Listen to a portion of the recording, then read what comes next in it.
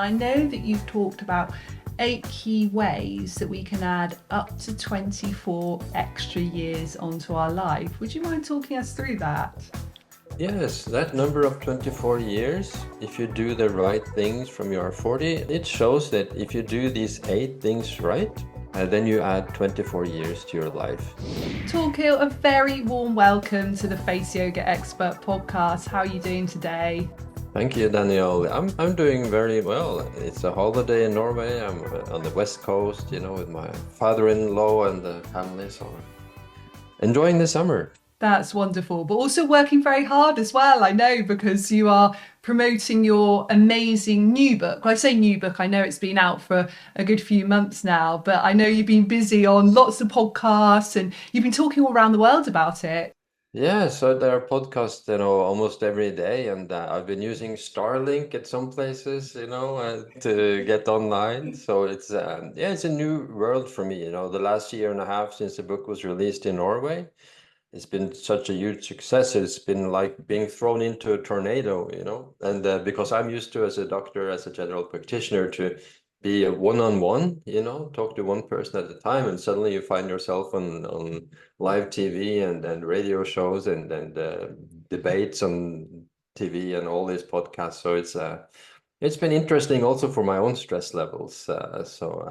It's an interesting journey. Yeah, I'm actually really interested to know about that because I know from definitely do a lot of work that I do being on camera and talking a lot, it's very enjoyable. You get to reach so many people, you get to help so many people, but also it can take a toll on your energy levels and your stress levels as well. So you need to sort of balance that out with what I find is actually more time alone, more time in nature, take a little bit of time out. Have you found that you've had to sort of adjust your lifestyle or your own health or wellness routines since doing more in the public eye? Yes, I have been more focused on it, more focused on having downtime, sleeping, restful days in between, just to manage, because even though you're not always, online or in the focus, it's always somewhere in the back of your mind, simmering all the time. So I have to be a lot better at, meditation, relaxing, breathing exercises, breathing slowly, the tricks from my own book that I really, really have to be very good at, for the moment. So earlier I used to be able to control my days, but now I can just forget about that. There's all these everybody's reaching out and yeah, and I'm trying to write the book in the middle, new book in the middle of this. So it's interesting. Very interesting. And actually, I think most people would think that being a doctor, particularly what you've done in the past, you've worked in war torn countries, you've worked as a general practitioner, you've worked in a lot of emergency situations. I guess a lot of people would guess or presume that that would be more stressful. But it's really interesting to hear actually, because now you're spending more time on technology and more time sort of forward facing, that actually that holds its own stress. Yeah, and the interesting thing is that if I really want to relax, then I go to work 24/7 somewhere and I'm on call 24/7 because that's something I've done for 25 years. I know what to do. I do the routines, and nothing can surprise me anymore, after 25 years in emergency. So actually, what I do to relax is work. And I didn't think that it would be that way, but when I see on my Garmin watch that once I get into the emergency room, I calm down.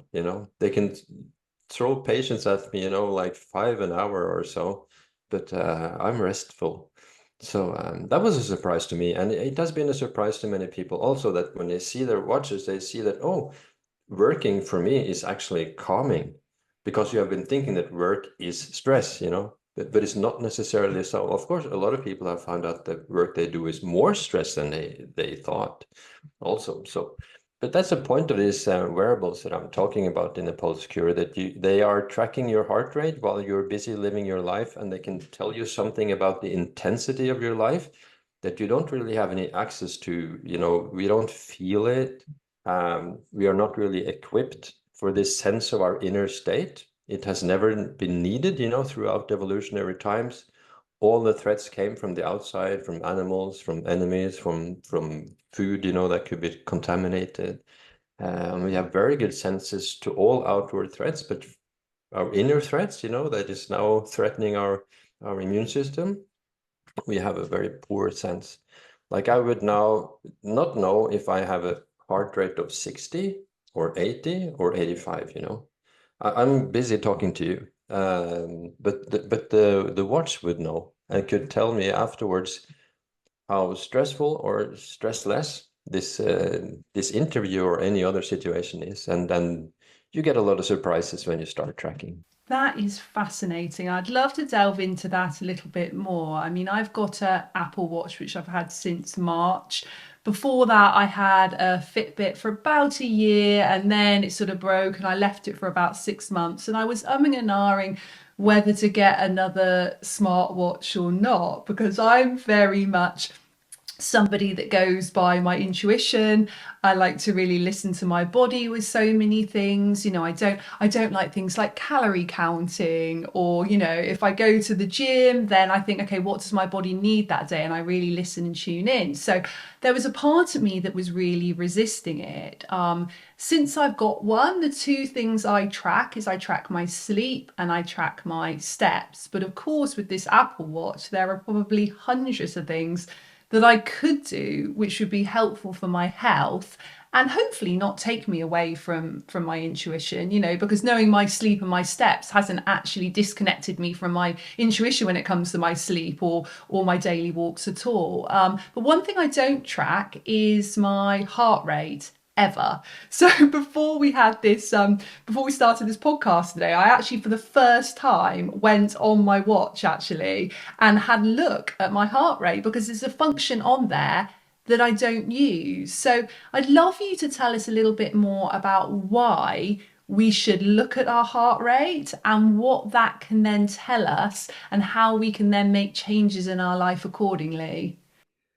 Yes, and what we are looking at in our heart rate is not the heart rate itself, you know, like your pulse, you know, if it's 60 or 80 or whatever. We're looking at heart rate variability, the variation between heartbeats.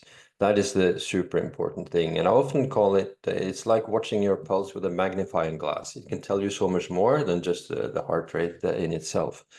And the reason why it can do that is that the heart rate variability is a measure of the state in our autonomic nervous system, something that we barely touched on in medical school, but that we see that is more and more important to our overall health, to have a degree of control of our own autonomic nervous system. And the autonomic nervous system is divided into two parts.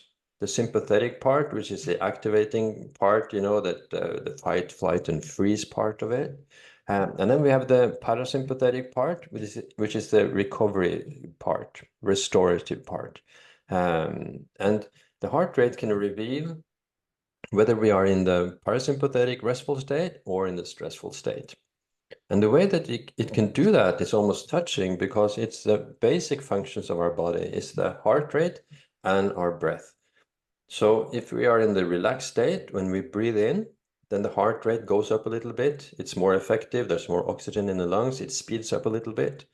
And then when we breathe out in the relaxed state still, then the heart rate slows down a little bit, saves some energy, not very much, but over a lifetime, it can save you from 350 million heartbeats. So it's quite important. But if you're in the stressful state, then our ancient system, because this system is something we share with all vertebrates, all mammals, and so it's an ancient system, millions of years old. And when it interprets that we are stressed from whatever reason, whether we are lonely, whether we have eaten a meal we shouldn't have been eating, whether it's alcohol, whether it's mental stress, whether it's altitude, actually, there can be so many stressors. And then this ancient system interprets it as this organism is in danger. We need to use all available forces, even on the out breath. So it keeps a very steady pace. And this, of course, is what the wearables can detect, whether you're in the restful state or in the stress state while you are busy living your life, you know. And then you can see, and for most people in our modern day, we are too stressed. And it's said that about 80% of the diseases that we treat as doctors is based on stress, too much stress in this broad sense, you know, with diet, alcohol, everything included.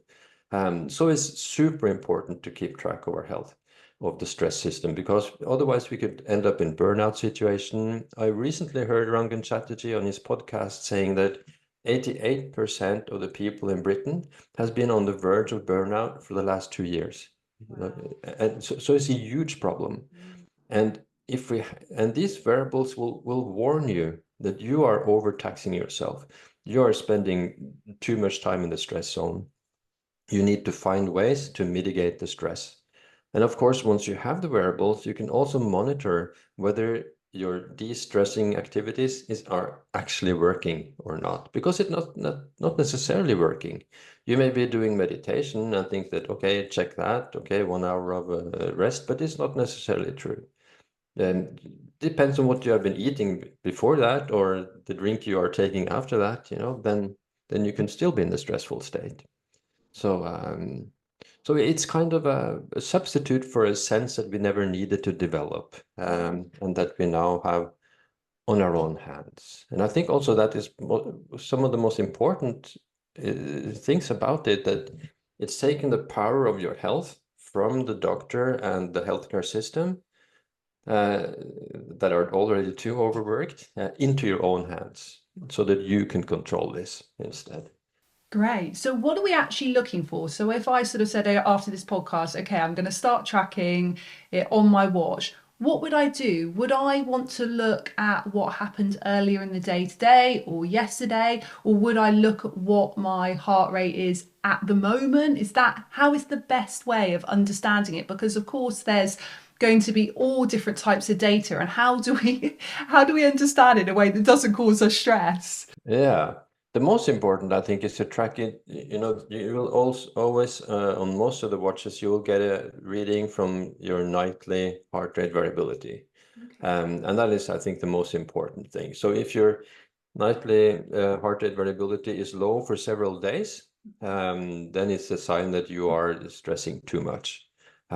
So you need to check out what is your heart rate variability on a good day, on a relaxing weekend and so on. And then you have a baseline, then you see that, okay, I can achieve this level of calm.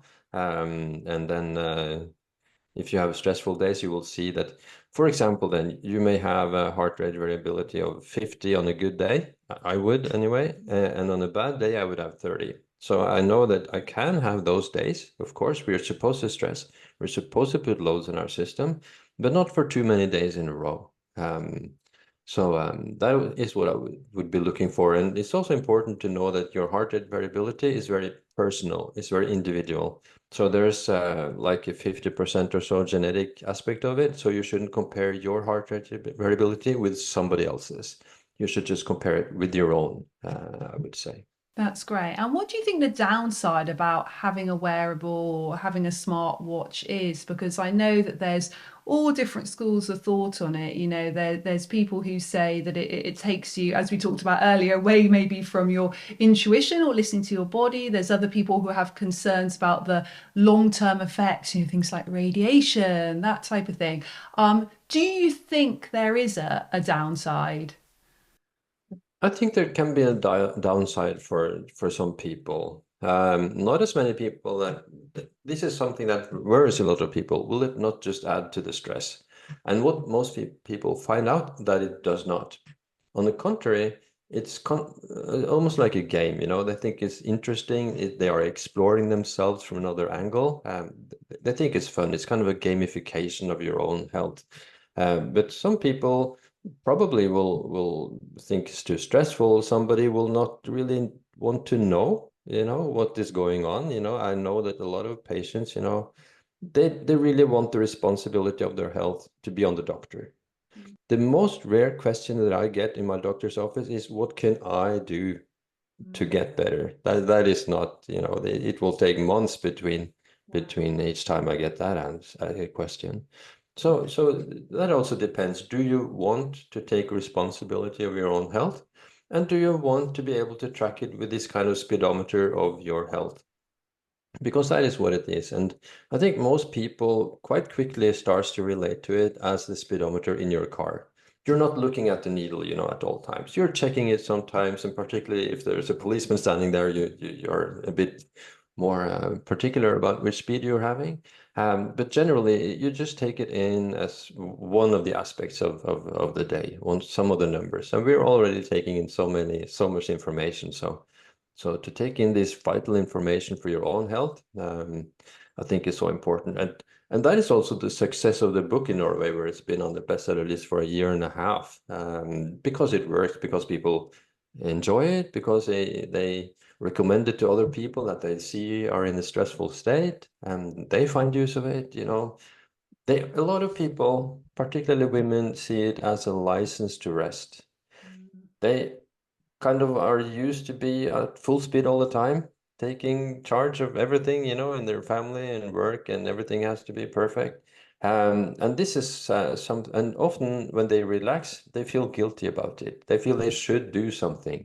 But these wearables will say that take it easy now, and a lot of people find it like a relief, that something, some other thing is telling them to relax.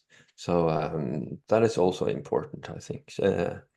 And also, it's important that the downtime, the relaxation, the time that you're doing a nap or extended sleep, it's improving your performance. It's not in your way, it's the way to performance. So that is important to stress that.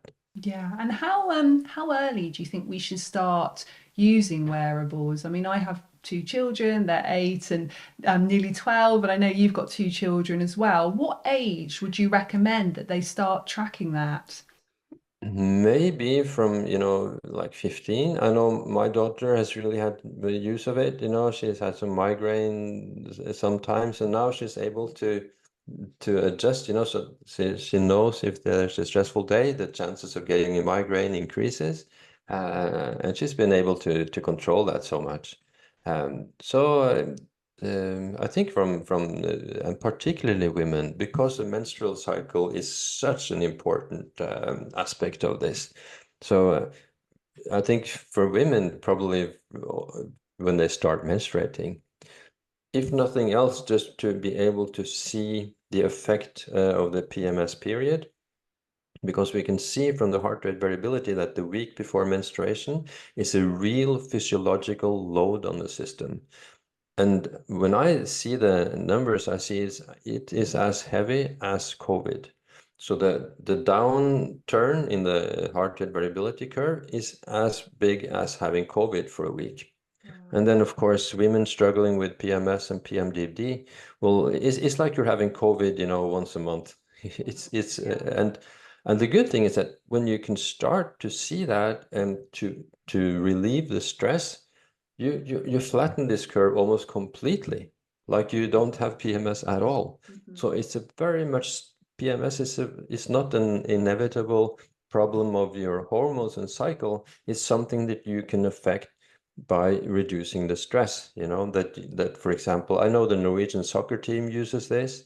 They use the Aura Ring, Mhm. so that at this week they're not putting as much strain on themselves in their exercises. Maybe they're doing more yoga, more stretching, and so on. Maybe taking care to sleep more, maybe eat better. Because when you are stressed, you tend to take poorer choices. So it's kind of a vicious circle. You are stressed, and then you don't eat the right thing, you eat the wrong thing, and you get even more stressed, and it all gets worse. So, so I would say from the age of menstruation for women, and then for boys maybe a bit later. Right. Yeah, that's absolutely fascinating. And something I also find really interesting that you talk about is how we can add years onto our life. And I am really fascinated by longevity, by blue zones, by how we can, live till 100 and further. And I know that you've talked about 8 key ways that we can add up to 24 extra years onto our life. Would you mind talking us through that? Yes, that number of 24 years, if you do the right things from your 40, that is from a big American study of 700,000 American veterans followed for 11 years. So it's a really huge study. And it shows that if you do these 8 things right, instead of wrong, then you add 24 years to your life. That is if you start at 40.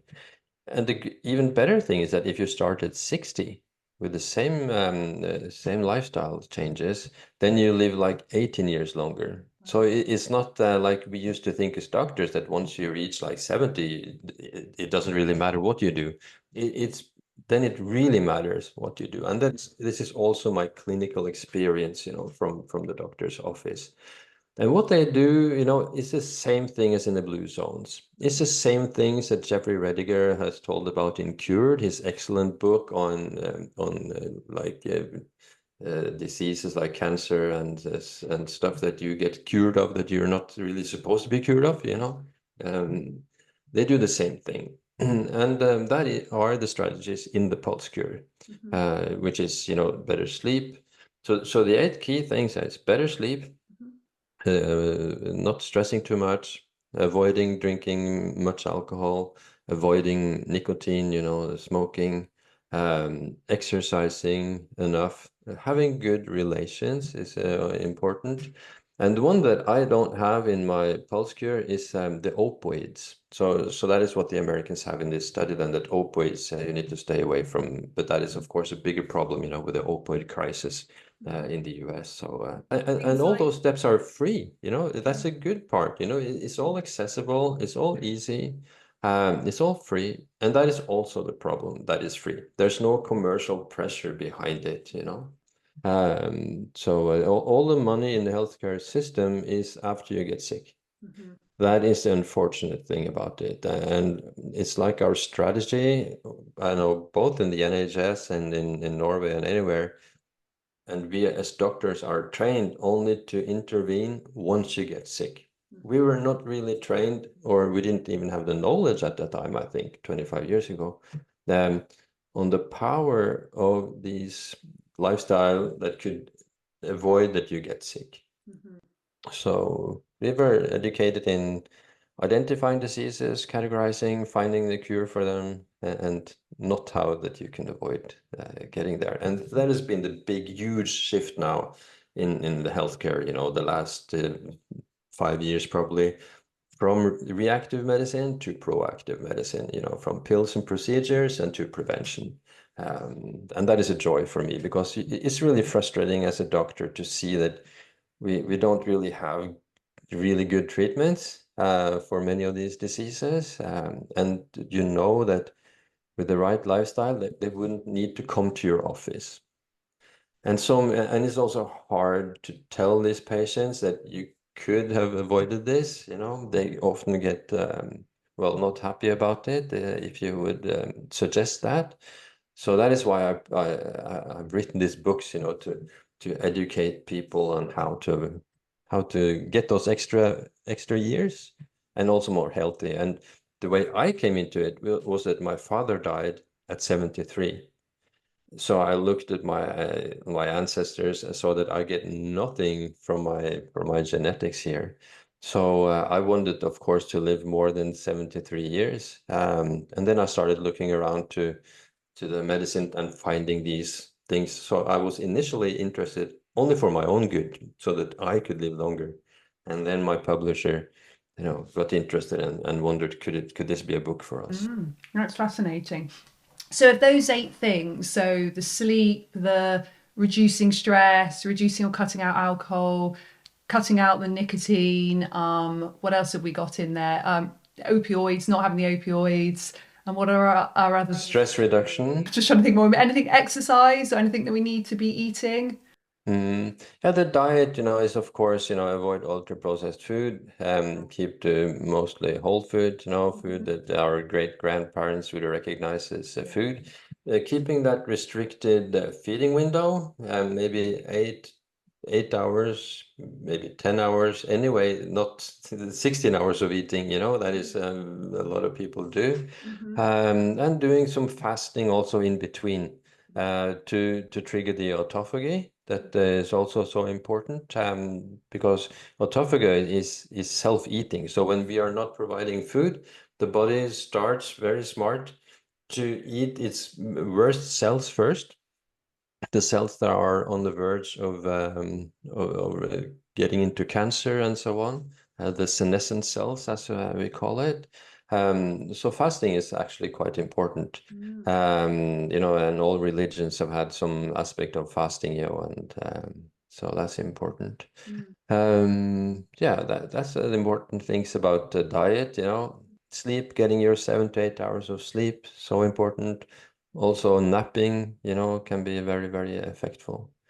Exercise, do some endurance training, maybe 2 hours a week or so, easy jogging or brisk walking, making sure that you have muscles, not only for the strength, and for your bones. The more muscles you have, the stronger your bones also.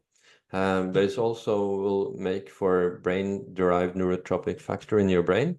So the more muscles, the better brain connections also. So yeah. It's So so and of interesting. course alcohol is the worst. So according to Whoop, the bracelet I have on my right wrist, um, alcohol is by far the worst stressor on our systems. And I have done all the mistakes in the book, everything. I weighed 40 pounds more than I do today. I was drinking 2 or 3 glasses of wine every day to wind down, or so I thought. Um, and I didn't train, I did everything wrong. And alcohol, I used to think that 2 glasses of wine would calm me down. But when you start using the wearables, you see that it's terrible stress. And the day after you're having 3, 4 drinks, those are the worst days. So that is very motivating. And then these variables is also the important thing is that it motivates you to take the right choices that we know the choices are a bit hard to do. And when you see the effect on your variables, then it's more motivating to do it. So I think so many people in Norway, after having read the Pulse Cure, are cutting down on alcohol massively, massively. And that is probably the biggest step you can do to get more energy in your life, to cut down on alcohol. Yeah. That's great. And that answers the question I was going to ask. Of all of those things, what would be one key the one key change to make right away? If there's something we could all do today, would you say that would be to cut out if possible, but significantly cut down the alcohol? Yeah, absolutely. Yeah. That would be the most effective. Yeah. It will also be effective for your weight also. I think I lost, 10 pounds just by cutting alcohol, because it's kind of calories that you put on top of everything else, you're having the same dinner, but you're just taking that as an extra calorie. So absolutely, that would be the most important. And also to make sure that you get enough sleep. So sleep, of course, as a doctor, we have been working nights. We've been shifting the days around, working evenings, nights, mornings. And of course, I knew that it was uncomfortable being tired, but now we know that being tired like that, is dangerous. It increases your cancer risk and risk of heart disease and everything else. And I think if we were talking about that 15 years ago, you would not be taken seriously as a doctor, but now we see how important that is.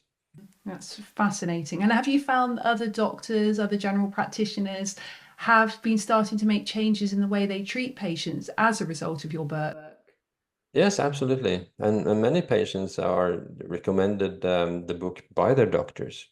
So as a doctor, this is the only window into the autonomic nervous system. And so many diseases that we are treating, we have no lab tests, no radiological tests. When they come with debilitating problems in a burnout, fatigue situation, they're out of work, they can't work, they don't function. And when we do all our lab tests, nothing shows up.